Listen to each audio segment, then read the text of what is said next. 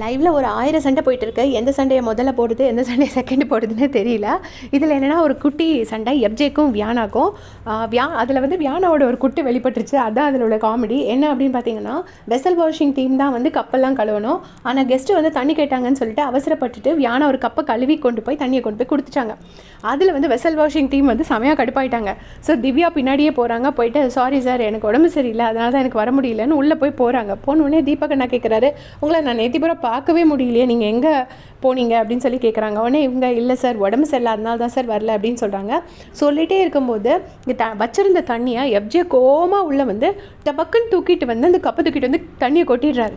கொட்டினோடனே Viana FJ நீ என்ன பண்ணுற அப்படின்னு சொல்லிட்டு பயங்கரமாக கத்துறாங்க. உடனே இப்போ வெசல் வாஷிங் டீம் தானே பண்ணணும் இருக்கட்டும் அப்படின்னு சொல்லிட்டு எஃப்ஜே திட்டுறாரு. இப்போ மேட்ரு என்னென்னா அதில் வியானாவோட ஒரிஜினல் தமிழ் வெளியில் வந்துருச்சு. ஏற்கனவே பார்த்தீங்கன்னா சாண்ட்ரா வந்து தும்மிட்டு இருக்கும்போது அவ்வளோ கிளியராக பேசுகிறாங்க வியானா. சரி நீ உங்கள் டாஸ்க்கு எல்லாத்தையுமே விட்டுருங்க, உங்கள் கோவம் எல்லாத்தையும் விட்டுருங்க, ஒருத்தர் சாப்பிட்டுட்டு இருக்கும்போது தும்மலாமா, ஒரு பேசிக் மேனர்ஸ் வேண்டாமான்னு அவ்வளோ அழகாக நம்மலாம் சாதாரணமாக எப்படி பேசுவோம் அதே மாதிரி பேசுனாங்க. ஸோ வியானாக்கு கரெக்டாக பேச தெரியும் போல இருக்குது. இன்றைக்கி லைவ் பார்த்தவங்களுக்கு கிளியராக தெரியும் எப்படி வியானா பேசுகிறாங்கன்னா. அப்புறம் எதுக்கு அந்த கால் மேலே கால் போட்டுட்டு அப்படியெல்லாம் எதுக்கு பேசுகிறாங்கன்னு சத்தியமாக நமக்கு தெரியல. உங்களோட கமெண்ட்ஸ்